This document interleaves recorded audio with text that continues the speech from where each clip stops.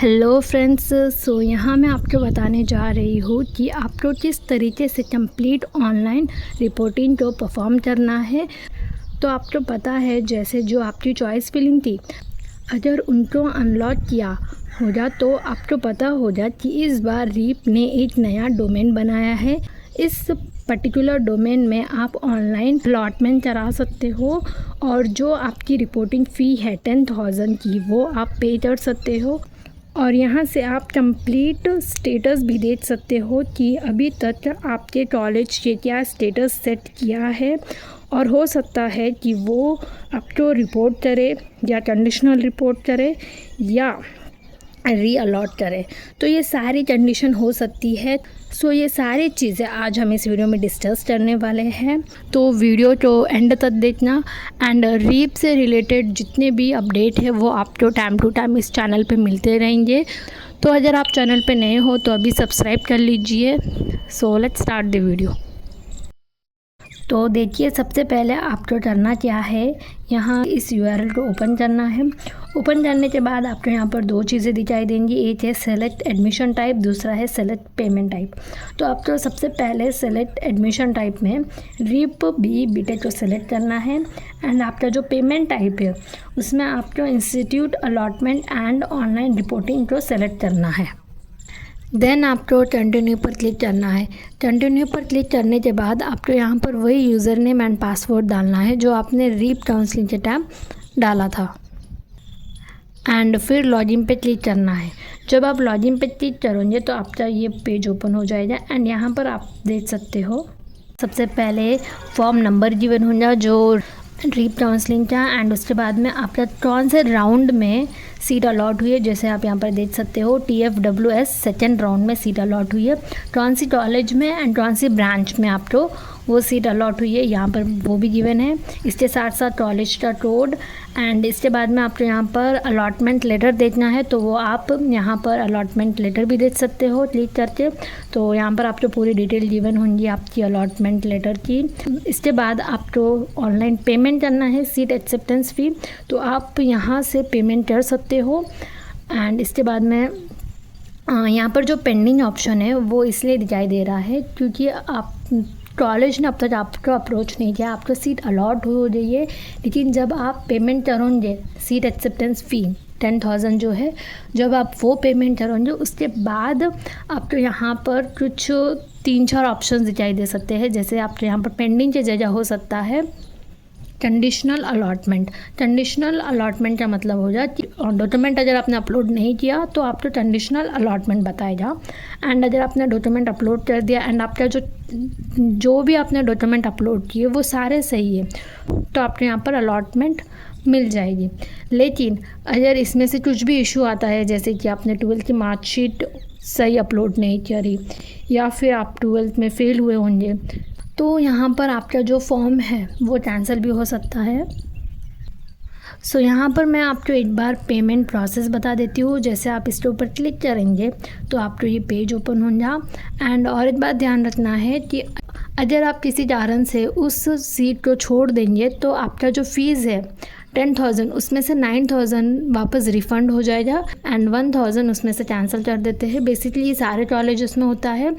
And आपकी जो 9,000 fees है वो आपकी इसी अकाउंट में आएंगी जिस अकाउंट से आपने पेमेंट किया था। तो अगर आप अपने अकाउंट से पेमेंट करते हो तो बहुत बढ़िया, एंड या फिर आप किसी और अकाउंट से पेमेंट करते हो, जैसे कि अगर आप किसी ई-मित्र से पेमेंट करते हो तो अगर आपका रिफ़ंड आएगा तो वापस उसी अकाउंट में आएगा। तो ये बात आपको ध्यान रखनी है। बेस्ट यही है कि आप अपने अकाउंट से पेमेंट कीजिए।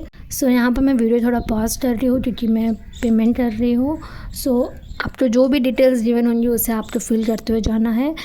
जब आपका पेमेंट कंप्लीट हो जाएगा तो ये रिसिप्ट आएगी। यहाँ पर आपको एक ऑप्शन दिखाई देगा प्रिंट एंड डाउनलोड का, तो आप उस पर ऊपर क्लिक करके एंड इस रिसिप्ट को आप डाउनलोड करके रख दीजिए क्योंकि यही आपका बाद में काम आएगा।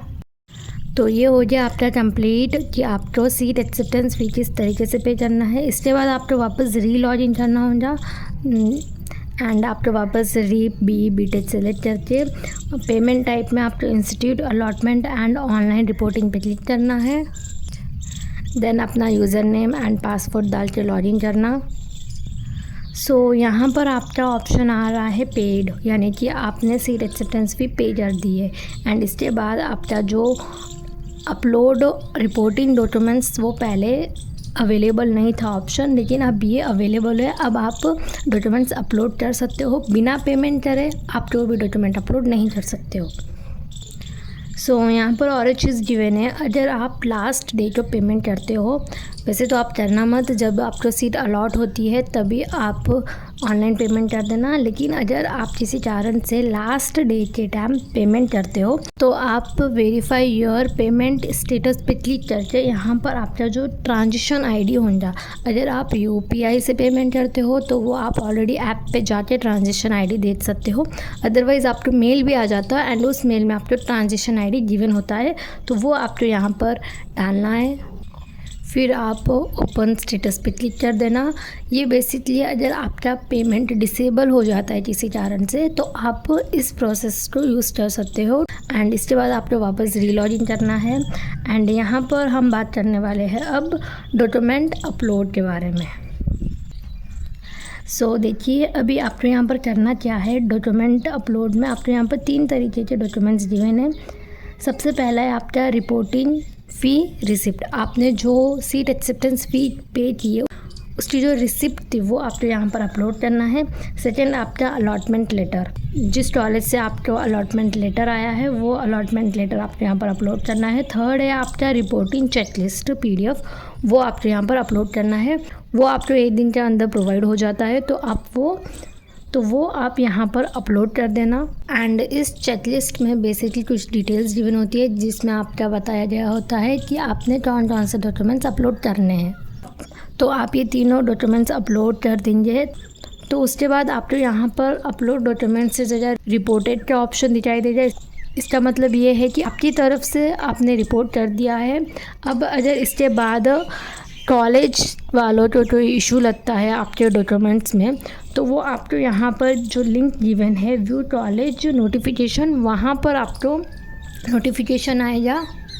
तो जब आप इस लिंक पे क्लिक करोगे तो आपको यहाँ पर एक क्वेरी गिवन होगी। ये कॉलेज कोई क्वेरी डालता है तो वो आपको ईमेल भी कर देता है कि आपको क्वेरी आई है एंड उसके साथ क्वेरी आईडी भी गिवन होता है।